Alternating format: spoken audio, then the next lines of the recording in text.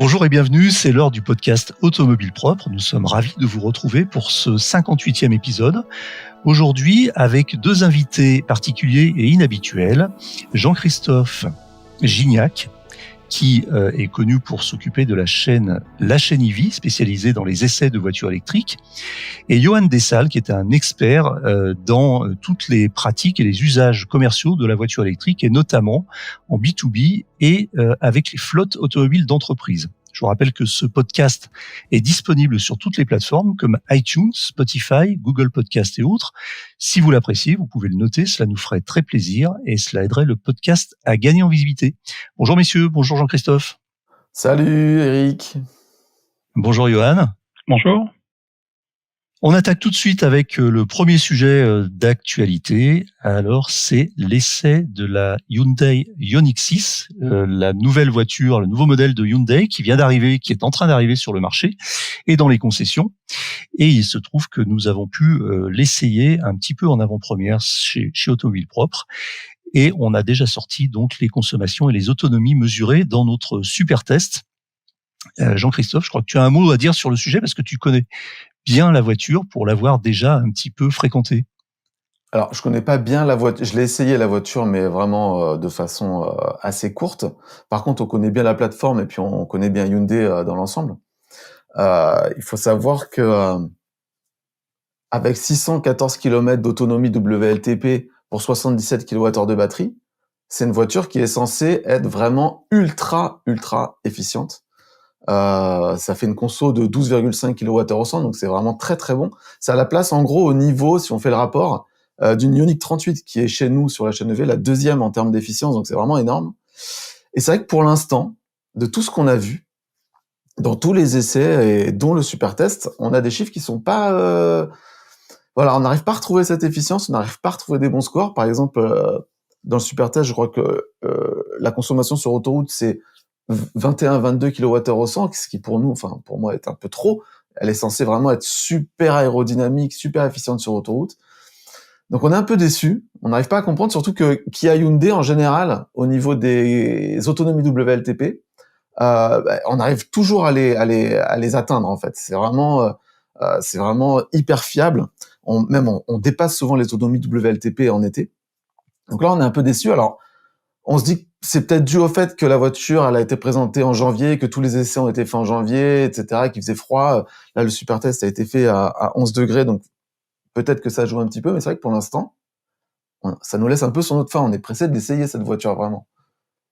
Ouais, alors en fait, c'est vrai que c'est une voiture qui sur laquelle repose beaucoup d'espoir pour tous les électromobilistes. C'est-à-dire que d'une part, c'est une voiture qui sort un petit peu de l'ordinaire de la voiture électrique. C'est-à-dire que l'ordinaire de la voiture électrique, on peut le dire aujourd'hui, c'est le SUV.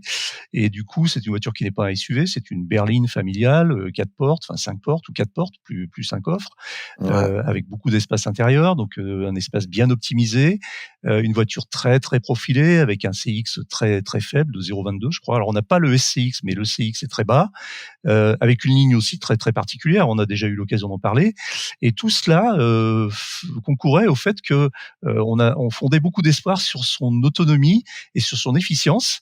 Alors effectivement, tout n'est pas joué parce qu'il faudra attendre encore d'autres essais, peut-être dans des conditions climatiques un petit peu plus favorables pour faire une moyenne en fait. Pour l'instant, effectivement, on n'y est pas tout à fait, le compte n'y est pas parce que on a l'impression que la voiture est pas aussi efficiente qu'on aurait pu l'espérer. Bah ouais, c'est vraiment très étonnant.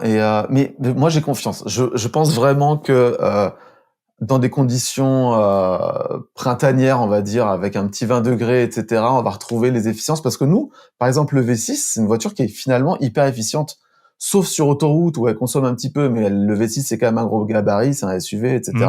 Enfin, c'est un crossover, on va dire, mais c'est pas très aéro. Là, normalement, on va retrouver les mêmes consos ville et route que le V6.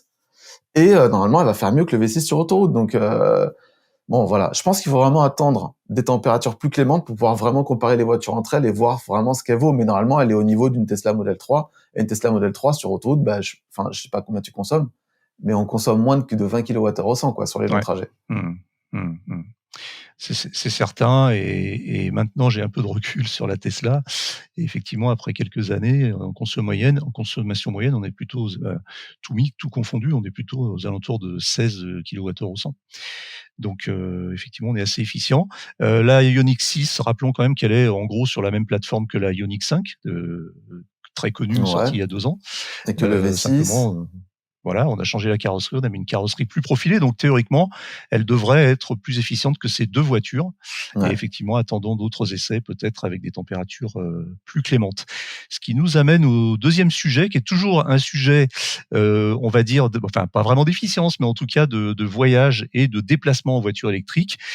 C'est le chinois NIO, dont on a déjà parlé, qui veut installer plus de 1000 stations d'échange de batteries en 2023. Alors, précisons que c'est sur le territoire chinois, où il y a déjà beaucoup de stations d'échange de batteries, mais on dirait que NIO confirme cette voie et cette stratégie de développer des stations de batterie swap, d'échange de batteries, plutôt que des stations de supercharge. Cela étant, NIO a aussi un réseau de stations de recharge.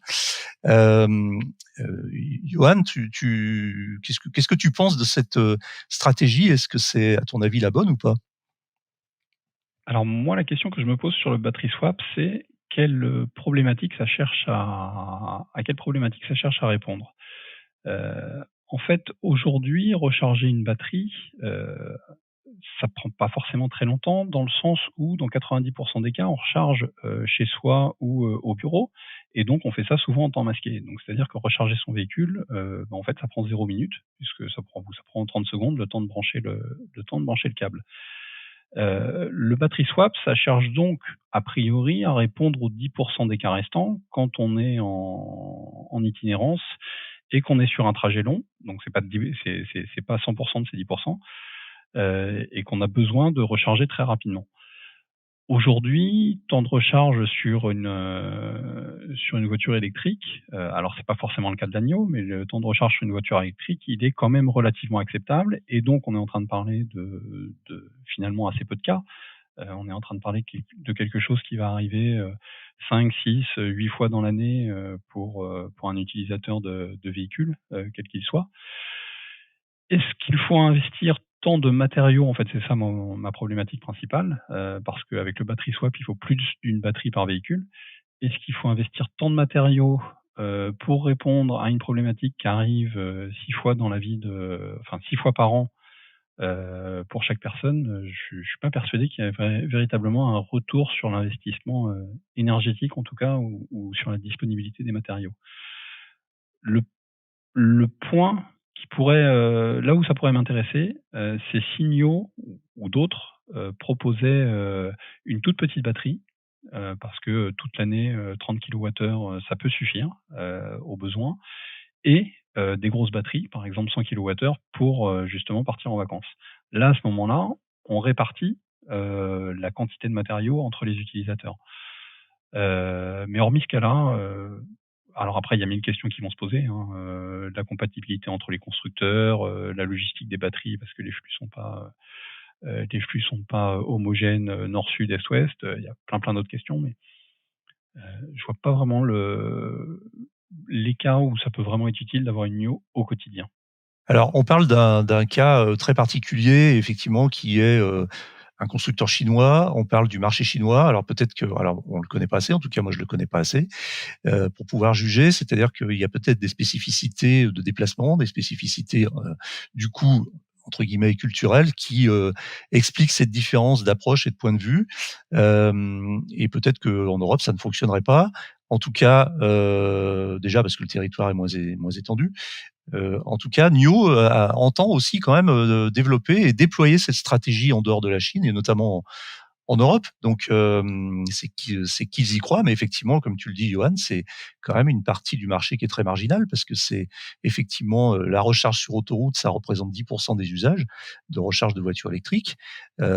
Et comme tu le disais aussi très bien, de plus en plus de stations d'autoroute et d'aires d'autoroute sont équipées de stations de recharge haut débit et elles le seront même toutes d'ici fin 2023 et c'est en bonne voie. On l'a vu avec l'interview de Vinci la semaine dernière. Donc, effectivement, c'est une très bonne question, Johan. C'est quel marché et quel problème cela adresse exactement? Jean-Christophe, tu as un avis sur la question? Moi, je suis complètement d'accord. Aujourd'hui, on a des voitures qui chargent en 18 minutes, les meilleures. Mmh. Et puis ensuite, on en a beaucoup dans les 20 à 30 minutes.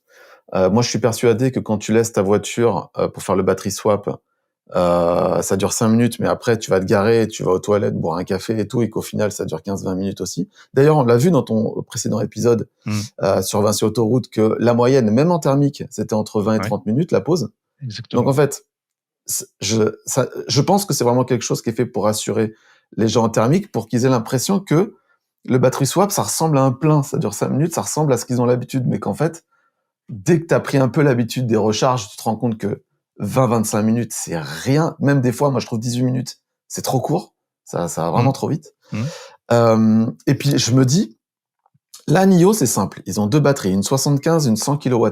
Donc, pour eux, pour l'instant, c'est très simple. Il y a 2 batteries à gérer. Je sais qu'ils veulent sortir une 150 et une 60. Donc, là, au moment où il va y avoir 4 batteries, il va falloir que les 1200 stations, elles soient prévues pour accepter les autres formats. Et puis si demain il y a une nouvelle techno avec des nouveaux formats, enfin, je vois pas comment on peut faire évoluer ce système alors que c'est si simple de poser des bornes, d'en poser 10, 20, 30, 60, d'en poser plein et qui soient compatibles avec toutes les voitures, mutualisées. Pareil, est-ce que si demain tout le monde veut se lancer là-dedans, on va arriver sur une aire de service et il y aura 6 stations suivant tous les groupes, Stellantis, Renault, Mercedes, BMW, chacun son truc de swap. Enfin, pour moi, c'est vraiment, c'est un faux débat. Voilà. Je ne comprends pas. Ouais. Donc, décrit tel que vous le décrivez, Johan et JC, on peut dire que ça paraît même presque délirant. Et donc, je crois qu'on est à peu près tous d'accord pour dire qu'on n'y croit pas trop et que c'est pas forcément une très bonne idée. Mais encore une fois, 3e su oui? NIO, c'est des voitures qui sont pas très efficientes, on l'a vu, et c'est des voitures qui chargent pas très vite. Et c'est un peu la problématique des voitures chinoises. J'ai l'impression que c'est pas une culture chez eux. Chez nous, on a une culture de la recharge un peu rapide. On cherche ça, on a des bornes puissantes, etc. Et une NIO, je regardais la version 100 kWh, ça se recharge en 40 minutes le 1080. Donc il y a Mmh. aussi, effectivement, entre 5 et 40 minutes, il y a quand même un gros gap. Alors que chez nous, on a des voitures qui chargent en 20, 25. Et là, bon, l'intérêt est moindre, donc à voir, quoi. En fait, avec l'usage, on s'aperçoit que la recharge de voiture électrique, c'est un truc, très bizarre. C'est à la fois, parfois, trop long ou trop court. C'est-à-dire que c'est trop long par rapport aux usages, dont on avait l'habitude avec la voiture thermique, quand on est vraiment pressé, qu'on s'arrête, 3 minutes sur l'autoroute pour une recharge parce qu'on a un rendez-vous et cetera. Donc là, c'est trop long. Et en même temps, c'est trop court parce que quand on s'arrête pour recharger une voiture électrique et qu'on prend le temps, qu'on va boire un café, qu'on fait et cetera, c'est comme tu le disais Jean-Christophe, presque trop court parce qu'aujourd'hui une voiture, va récupérer entre 200 et 300 kilomètres en 20 minutes et souvent l'alarme de l'application vous rappelle que la voiture est chargée alors que vous avez à peine fini votre café. Voilà, donc c'est une petite réflexion personnelle, c'est trop long et trop court en même temps. 3e sujet, qui est toujours lié un peu d'une façon ou d'une autre à l'autonomie, et c'est un sujet un petit peu plus douloureux puisque c'est la fin d'un parcours pour une marque automobile que l'on pensait prometteuse et qui promettait justement des voitures avec une partie de l'énergie en solaire. Jean-Christophe? Ouais, bah, c'est Sonotion, enfin Sonomotor, qui avait présenté Moteur. la Sion, qui était une voiture qui avait plusieurs particularités, et c'était pas que le solaire, et c'est pour ça que ça m'avait plu. C'est une voiture globalement plus écologique, c'est-à-dire une batterie pas trop grosse, de la charge bidirectionnelle, des panneaux solaires partout sur la voiture, qui lui permettait de générer sa propre électricité. Alors pas pour rouler 100% solaire, mais pour créer une partie. Enfin, Sono annonçait 112 km par semaine d'autonomie gagnée en moyenne avec le solaire à Munich, donc possibilité de faire mieux plus dans le sud. La possibilité de réparer soi-même avec des manuels, etc. Enfin bref, c'était tout un beau projet. Et puis ça a capoté, mais en fait, moi j'avais pré-réservé cette voiture, ça m'intéressait beaucoup au début, et puis très rapidement j'ai vu qu'il y avait 2-3 problèmes. Le premier, c'était le design. Je pense que tous ceux qui ont vu la voiture, enfin il y a pas beaucoup de gens qui sont tombés amoureux de cette voiture pour le design, et quand même quand tu fais un objet et que tu veux le vendre, autant qu'il soit beau, je trouve. Enfin, moi, je sais que mes enfants, par exemple, ils m'ont dit, papa, jamais tu vas me chercher avec cette voiture à l'école. En fait, Donc, ouais, c'est quand même c'est un design bon, on peut pas, oui, il est pas très flatteur, on va dire, mais en même temps, c'est original ce côté un petit peu commande car là comme ça ressemble un peu à une je sais pas, un monospace ou une espèce de polo survitaminé à quatre portes. Un mélange de polo, de Renault Espace ancienne génération, ouais, avec des formes taillées à la serpe, un petit peu carrées. bah, je pense Personnellement, que je crains c'est pas. C'est un parti pris original. Bon. ah ouais, non, mais alors vraiment, moi, tous les gens à qui j'ai montré, hey, regarde, j'ai réservé cette voiture, m'ont dit, mais tu peux pas rouler là-dedans, Jean-Christophe. Et en plus, ce design, qui est très camionnette, en fait, finalement, il avait un mauvais CX, je pense, en tout cas. Et du coup, Hmm. quand ils ont annoncé la fiche technique, enfin, c'est là où moi j'ai lâché, parce que la voiture annonçait une autonomie WLTP de 300 km pour 54 kWh de batterie. Faut savoir qu'avec la même batterie, une Tesla Model 3, ça fait 440 km d'autonomie. Donc, en fait, en gros, ça revenait au principe que les panneaux solaires étaient juste là pour alimenter l'inefficience de la voiture. Je sais pas si vous comprenez, en gros. C'est-à-dire que tu prenais une voiture efficiente Compenser, ou en fait. cette voiture inefficiente avec ses panneaux, bah, finalement, elle consommait plus ou moins la même électricité du réseau parce que, bah, à rouler, elle consommait beaucoup plus. Donc c'est à partir de là que moi j'ai abandonné, où je me suis dit, bah, ce projet n'a ni queue ni tête, c'est pas très beau, on sait pas trop si ça va tenir, si ça sera réparable, et en plus, finalement, ça sert à rien. Donc voilà, il y avait un peu de ce projet avait un peu de plomb dans l'aile. Et puis après, moi je pourrais reprocher à Sono aussi d'avoir communiqué qu'en allemand et en anglais, d'avoir fait tout un tour de l'Allemagne, présenter la voiture partout en Allemagne, et puis jamais dans les pays qui seraient pour moi potentiellement intéressés, c'est-à-dire les pays du Sud, là où il y a du soleil, Espagne, Italie, France. On n'a jamais eu de communication en France. Je pense par exemple Automobile Propre a jamais été invité à faire un petit reportage sur la voiture. Voilà, c'était très très très allemand finalement, et on a voilà. Nous, par exemple, on a demandé plusieurs fois à aller la voir. En plus, j'avais précommandé, ça m'intéressait. J'aurais fait une belle vidéo, je pense. Et non, on nous a jamais répondu en fait, tout simplement. Donc je pense voilà, c'est une accumulation de choses qui fait qu'aujourd'hui, ça a été dans le mur. Et moi, personnellement, j'ai reporté toutes mes espérances sur la Lightyear 2, qui est un peu le même projet, mais joli, aérodynamique, et donc qui a Hmm. plus de sens, quoi. Alors c'est sûr que si on fait le bilan, il y a beaucoup d'incohérences d'un point de vue marketing, mais au sens presque étymologique du terme, c'est-à-dire mise en marché de la voiture. Ça n'a pas fonctionné. Alors, pour reprendre l'histoire très rapidement, en fait, la marque Sono Motors a annoncé la fin du programme Sion pour des raisons tout simplement de financement du projet, hein, puisqu'ils étaient dans le rouge et ils n'avaient plus de cash pour continuer à financer le projet.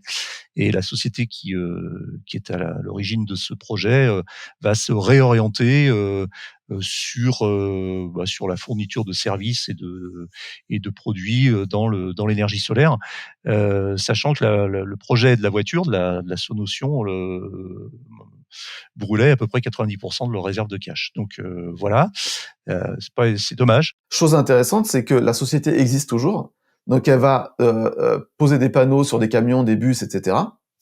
Et donc ils proposent le remboursement. Donc moi, ils m'ont proposé, enfin, j'ai pu remplir un formulaire pour faire rembourser mon avance, enfin ce que j'avais déposé pour la pré-réservation. Donc je trouve ça plutôt honnête. Ouais. Et enfin moi, je me suis toujours dit que cette société, elle devait arrêter de perdre son temps à essayer de produire une voiture qui ne fonctionnait pas, et pourquoi pas produire des kits pour poser des panneaux sur des véhicules efficients existants, ce qui aurait vraiment plus de sens pour moi. C'est Et ce qu'ils vont peut-être faire, qu'ils le hein, feront. a Bah, priori. j'espère. Peut-être qu'ils le feront un jour, Ouais. mais en tout cas, je trouve, enfin, pour moi, c'est une bonne chose que le projet Sion s'arrête, parce que je pense qu'il avait ni queue ni tête. Malheureusement, il y a beaucoup de fails dans le secteur. On a Ouais. tendance à dire que faire des voitures électriques, c'est beaucoup plus simple que faire des voitures thermiques. C'est ce qui d'ailleurs attire beaucoup de start-up un peu plus orientées digitales et qui se disent tiens, bah, en plus de faire des applications, enfin je caricature, hein, des applications et des téléphones portables fabriqués en Chine, on va faire des voitures électriques. Mais ils se confrontent assez rapidement au mur de la réalité et finalement, ça n'a pas l'air d'être aussi simple que ça. Johan, ça t'inspire une réflexion? Alors moi, contrairement à Jean-Christophe, j'ai vraiment jamais été attiré par le concept. Ma problématique principale, c'est il y avait 7 mètres carrés, 7,5 mètres carrés, je crois, de panneaux solaires sur la voiture, de quoi produire, bon an mal an, 3 kWh par jour, dans des conditions optimales, en se garant pas au sous-sol et ainsi de Ah, suite. c'est ça, à condition que la voiture soit tout le temps dehors en plus. Hein. Voilà. Bon, Ouais. sauf la nuit, à la rigueur, la nuit, on peut la mettre au sous-sol, on peut la rentrer dans son garage, ça posait moins de soucis.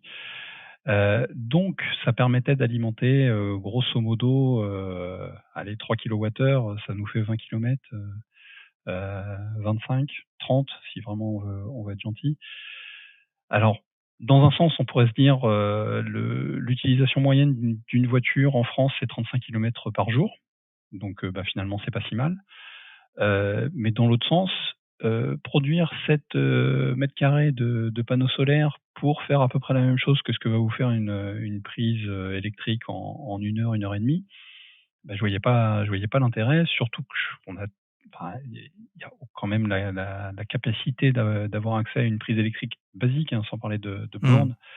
C'est au moins 50% des gens qui habitent en maison en France.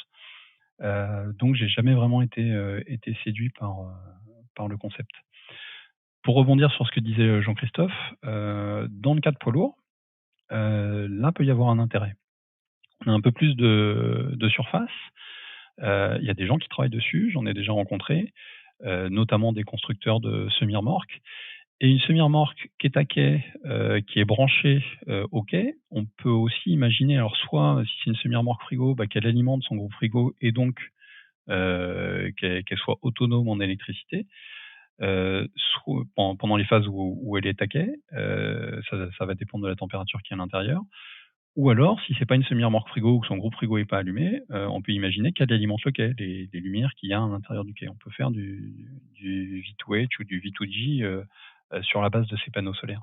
Là, j'y crois un peu plus que sur une voiture, par la simple surface qui est disponible sur une semi-remorque ou un camion. Très bien, c'est vrai que c'est intéressant cette approche, un peu plus, professionnelle et véhicules lourds. À voir si ça arrivera dans les prochaines années. On reste dans le sujet de l'énergie avec notre quatrième sujet, qui est, donc la voiture à hydrogène.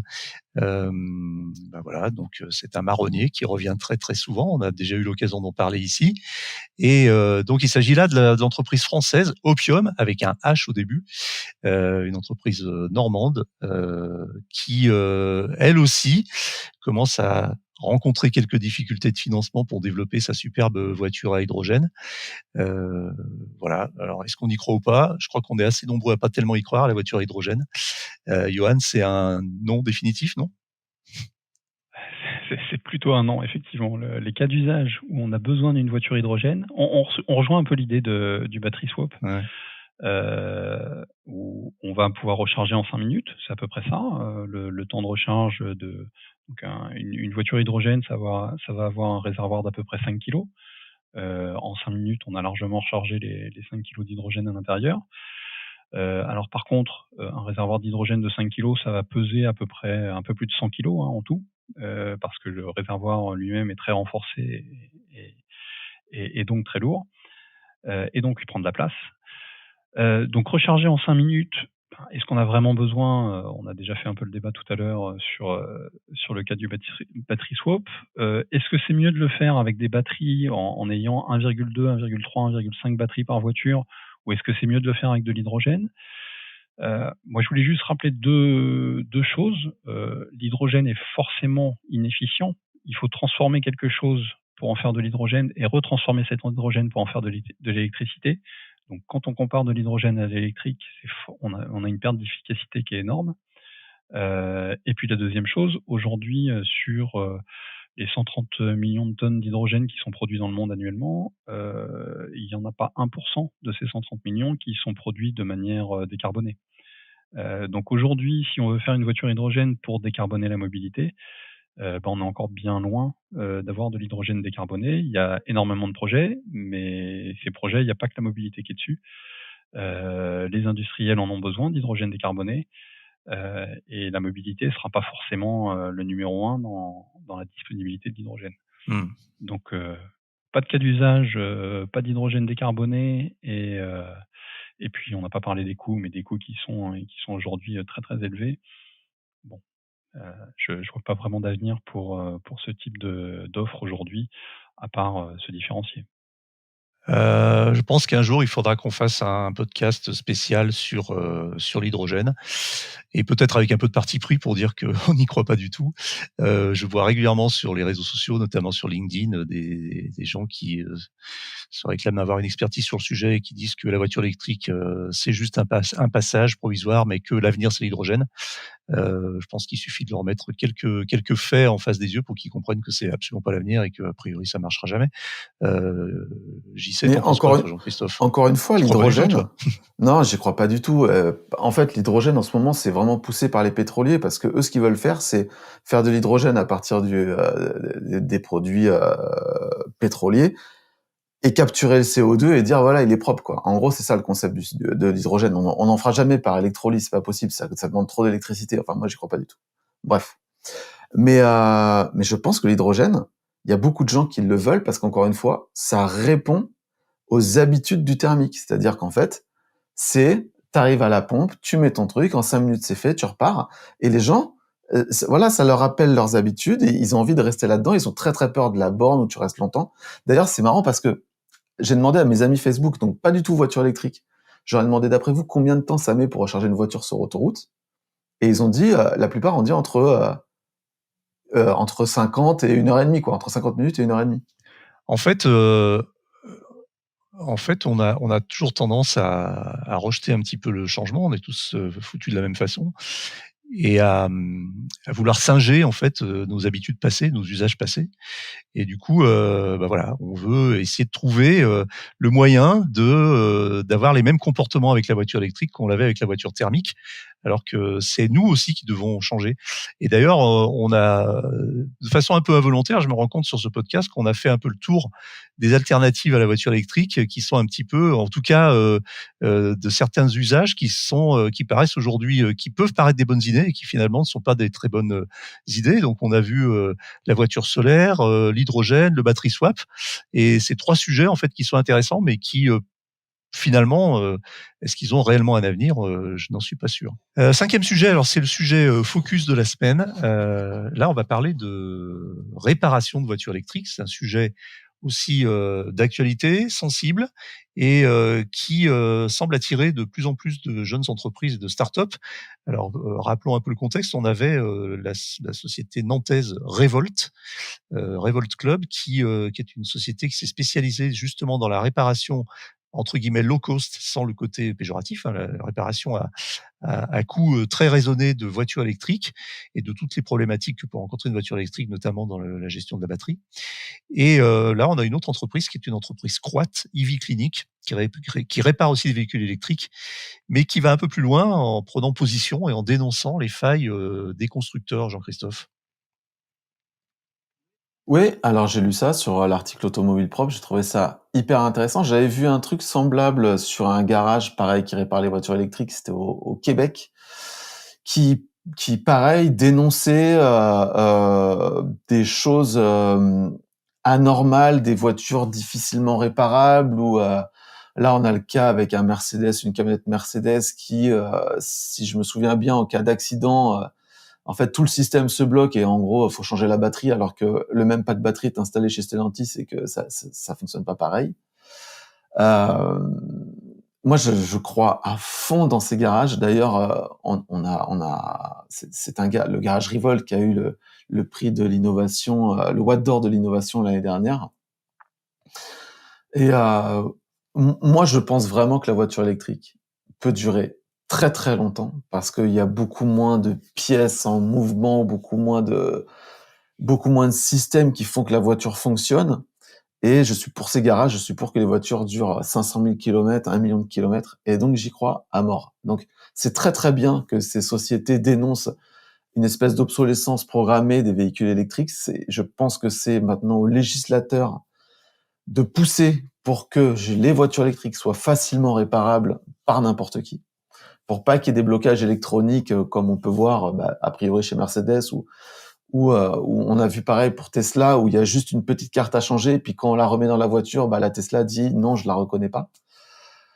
Voilà, je suis vraiment à fond, là-dedans et je pense qu'effectivement c'est l'avenir. Pour l'instant, je crois qu'il y a un seul garage qui fait ça en France et il faut vraiment que ça se développe. Alors, est-ce que cette problématique n'est pas liée aussi alors, voilà, tu as cité l'exemple de la carte, sur Tesla. On a tous en tête l'exemple des imprimantes, et des marchands d'imprimantes qui font en sorte que dès que vous mettez une autre cartouche que la cartouche de la marque, ça ne fonctionne plus. Vous avez des messages d'alerte dans tous les sens, alors qu'en fait, ça fonctionne très bien. Ouais, La problématique dans l'automobile est peut-être un peu différente parce qu'autant, faire de l'obsolescence programmée sur un téléphone ou une imprimante, ça n'a pas énormément de conséquences en termes de sécurité, voire pas du tout.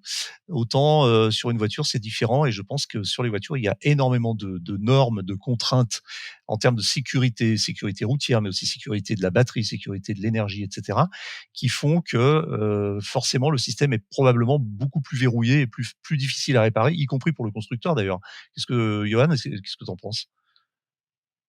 Alors, moi, je vais reprendre ma casquette de directeur de concession que Mmh. j'ai été, il y a quelques années. Quand vous dirigez, une concession, un distributeur, l'essentiel de la marge vient de la réparation. Ce qui vous apporte, du des bénéfices, c'est, de vendre des pièces et de vendre de la main-d'œuvre. Pour faire ça, il faut avoir vendu des véhicules avant. Mais vendre des véhicules, c'est en fait ce qui va vous permettre de vendre des pièces après. Et la marge vient des pièces et de la main-d'œuvre.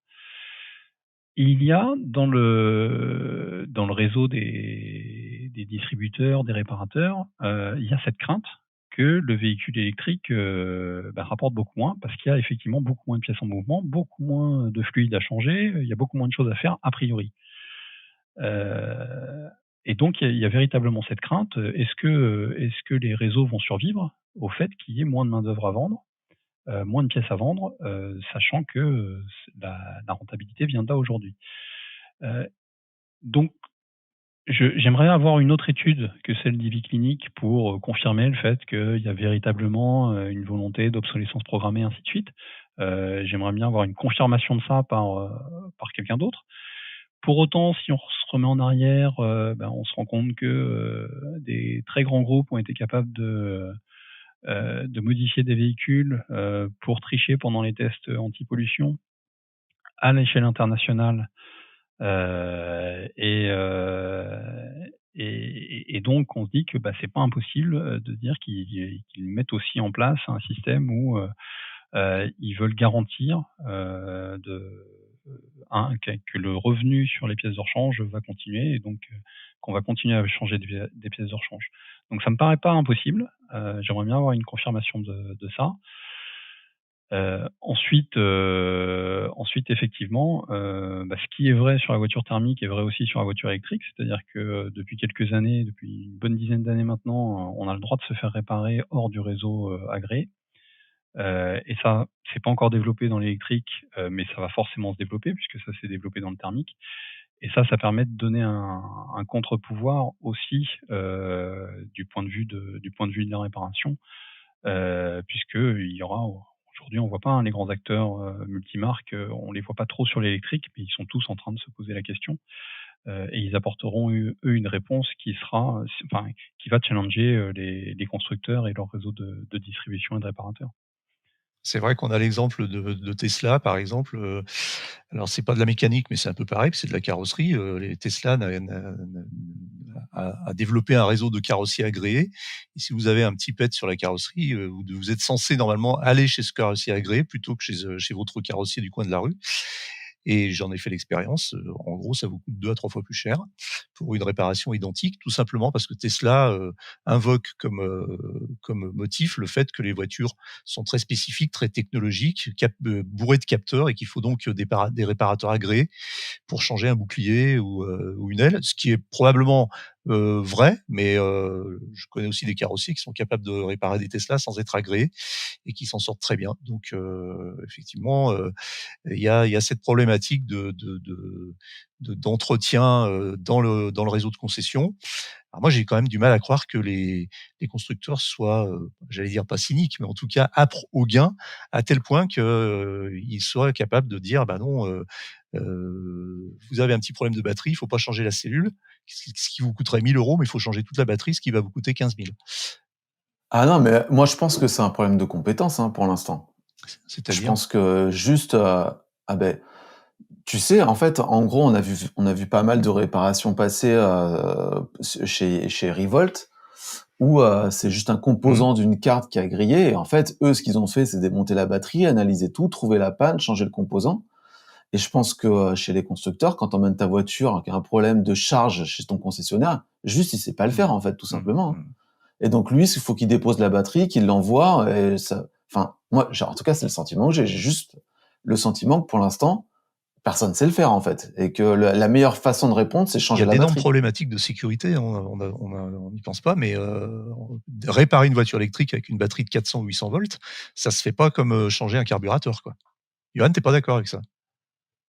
Non, non, il y a effectivement, une question de formation et les réseaux de réparation sont pas encore suffisamment formés. Il y a effectivement besoin d'équipements spécifiques, pour réparer une voiture électrique. Il faut mettre des chaussures, qui vous isolent du sol, il faut, comment dire?